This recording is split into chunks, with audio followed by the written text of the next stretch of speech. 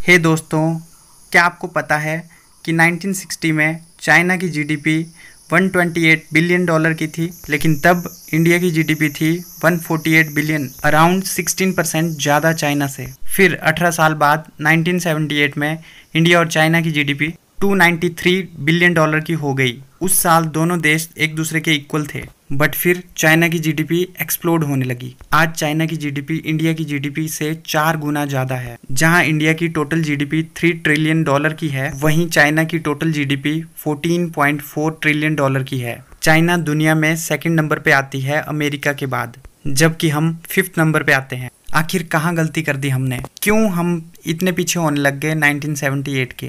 अब हम कैसे आगे निकल सकते हैं चाइना से? एक सुपर पावर कैसे बन सकते हैं? ये सारी बातें डिस्कस करेंगे हम इस वीडियो में। सो वीडियो को एंड तक जरूर देखना, समझना और सही लगे तो शेयर जरूर करना। Missed opportunity.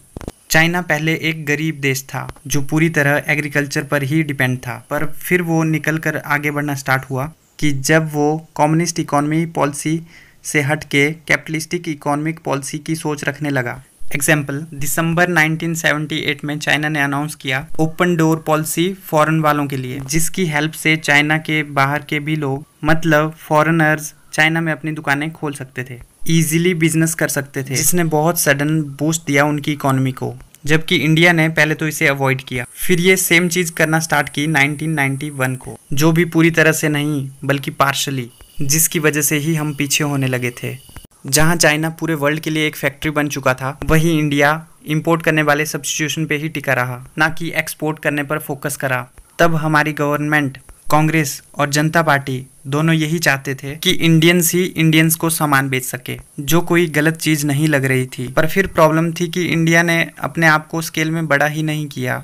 छोटे बिजनेस छोटे ही रहने लगे, वो कभी बड़े नहीं हुए, जो बस थोड़ी चीजें बनाते और सिर्फ इंडियंस को ही बेचते। जबकि चाइना इतने ग्रैंड स्केल पे चीजें बनाने लग गया बाहर वालों की हेल्प से, उनके इन्वेस्टमेंट, पैसे, बिजनेस नॉलेज और टेक्निक्स की हेल्प से, इवन कई बार तो उनकी नॉलेज चुरा के, कि फिर वो अपने लोगों की नीड तो पूरी करता ही था, बट इसके साथ साथ वो दुनिया भर के लोगों को सामान बेचने लगा, जिसकी वजह से ही आज हालत कुछ ऐसी है कि चाइना आज पूरे वर्ल्ड की नंबर 1 एक्सपोर्ट करने वाली और नंबर 1 मैन्युफैक्चरिंग करने वाली कंट्री बन गई है।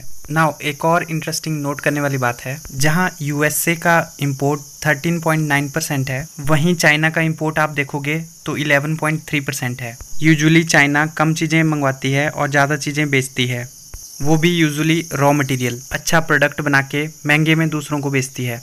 अच्छा, अब एक्सपोर्ट के मामले में हम इंडियंस कहाँ हैं? वेल सैडली हम टॉप 10 में भी नहीं हैं। हमारे पास दुनिया की सबसे चीप वर्कफोर्स है, सबसे ज़्यादा जवान है, फिर भी हम पीछे हैं। लेकिन अब चीज़ें सचमुच बदल सकती हैं।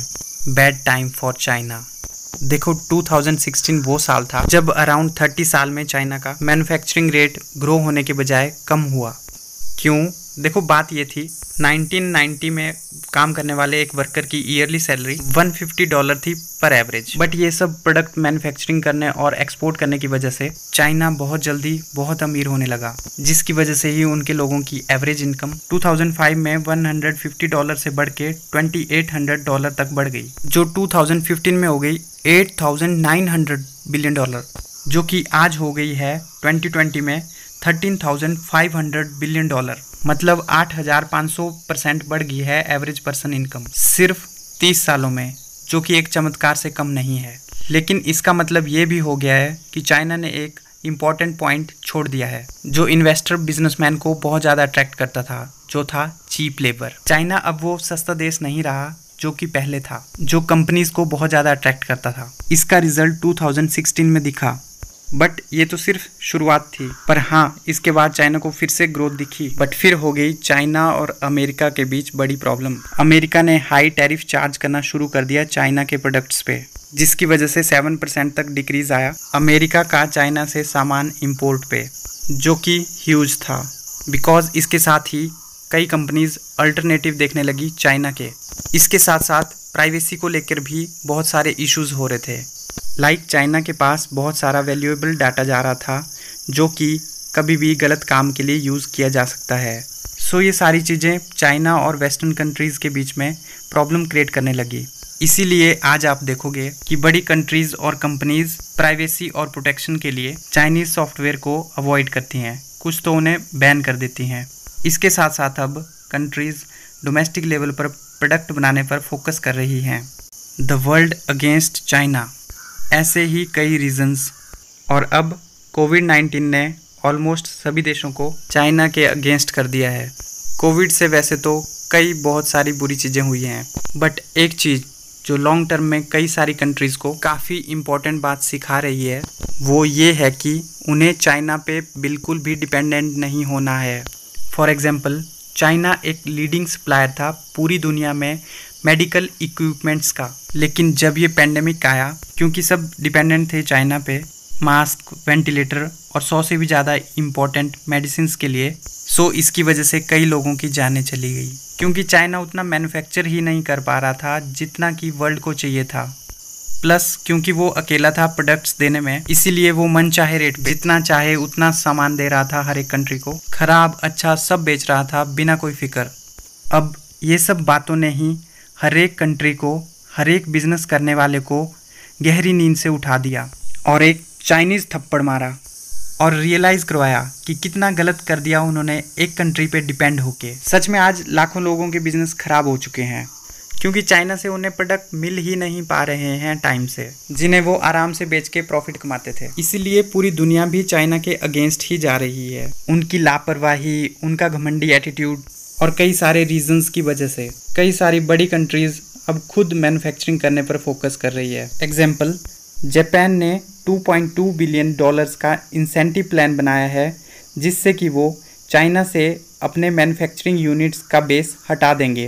प्लस दूसरी और भी कंट्रीज़ देख रही हैं चाइना से अल्टरनेटिव के लिए। एग्जाम्पल, एक रिपोर्ट के अकॉर्डिंग ऑलमोस्ट 2700 कंपनीज में से 37% कंपनीज पूरा नहीं तो पार्ट ऑफ मैन्युफैक्चरिंग चाइना से हटाने की कोशिश कर रहे हैं, जो वो दूसरे एशियन कंट्रीज में डालेंगे। Opportunities for India. अब गेस करो कि कौन सी कंट्री इन चीज़ों से सबसे ज़्यादा फ़ायदा उठा सकती है। वेल, ऑब्वियसली ये सबसे बेस्ट टाइम है इंडिया के लिए। इसीलिए ही आज आप देखोगे कि गवर्नमेंट कई कंपनीज़ को ऑफ़र दे रही है कि आओ हमारे यहाँ फैक्ट्री बनाओ, हमारे यहाँ कंपनी खोलो।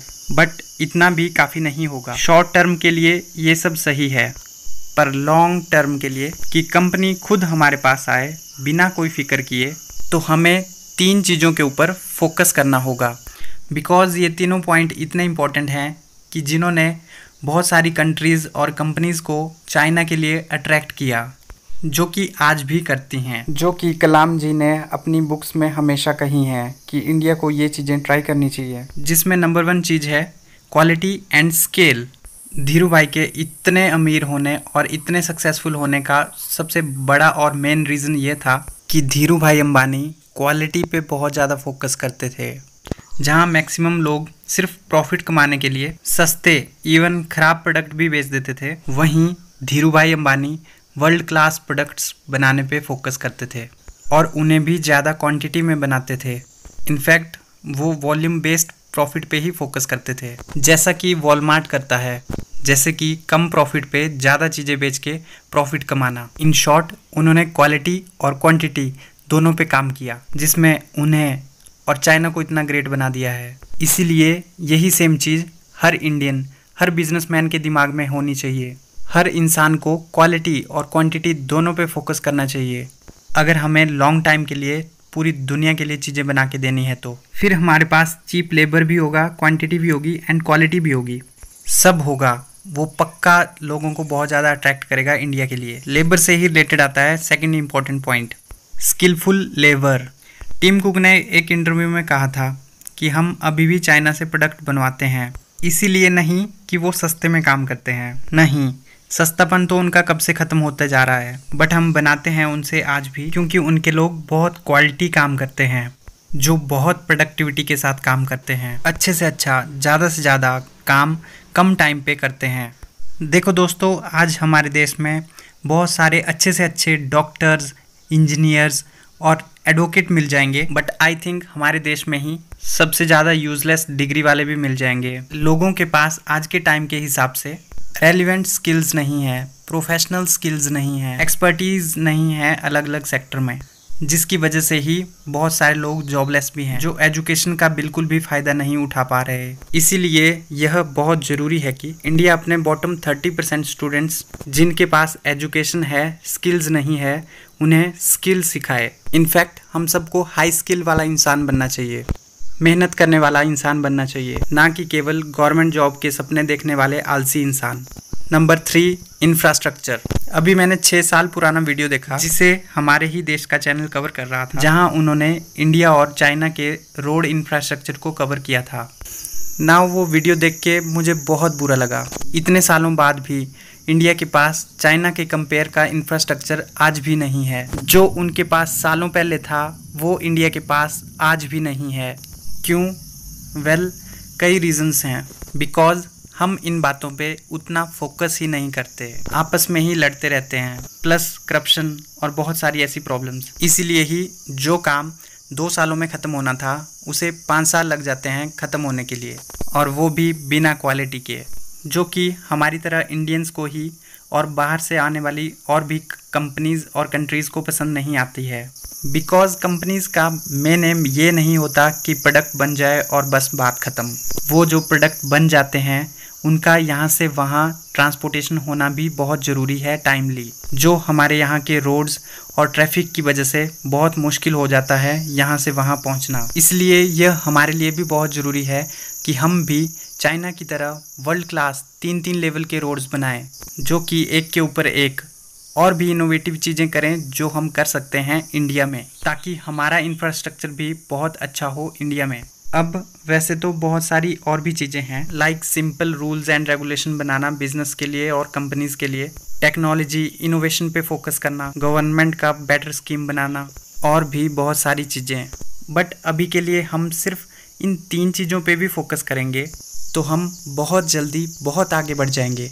देखो दोस्तों, डॉक्टर कलाम जी का एक बहुत बड़ा सपना था कि हम 2020 तक एक सुपर पावर नेशन बन जाएं। वो नहीं तो एटलीस्ट मैं भी चाहता हूँ कि 21st सेंचुरी तक कि हम सुपर पावर बने, एक बहुत बड़ा इम्पोर्टेंट नेशन बने। अगर हम सब यह चाहते हैं कि ऐसा हो तो हमें यूनिटी दिखानी पड़ेगी। नाउ चाइना के खिलाफ बहुत सारे इंडियंस एक हो रहे हैं बिना धर्म जाति की फिक्र किए, जो एक बहुत अच्छी बात है। हमें हेट नहीं करना है उन्हें, बस हमें एक होना है एक बहुत से बड़े पर्पस के लिए, जो कि विदाउट यूनिटी करना बहुत ही मुश्किल होगा। चाइना के प्रोडक्ट्स एक तरफ से अवॉइड करना बहुत अच्छा है, यूनिटी के लिए तो बहुत अच्छा है, बट इसके साथ साथ ही हमें इन तीनों बातों पे फोकस करना ज़रूरी होगा। चाइना के लोगों की तरह ही हमें बिजनेस में ग्रेट होना होगा। अभी के लिए लाइक करें, सब्सक्राइब करें ऐसी ही काम की बातें सीखने के लिए। वीडियो को शेयर करें अपनी फ्रेंड्स, फैमिली और सोसाइटी में, ताकि हमारा देश चाइना के प्रोडक्ट्स को अवॉइड करके एक सुपर पावर नेशन बन सके। And thanks for watching.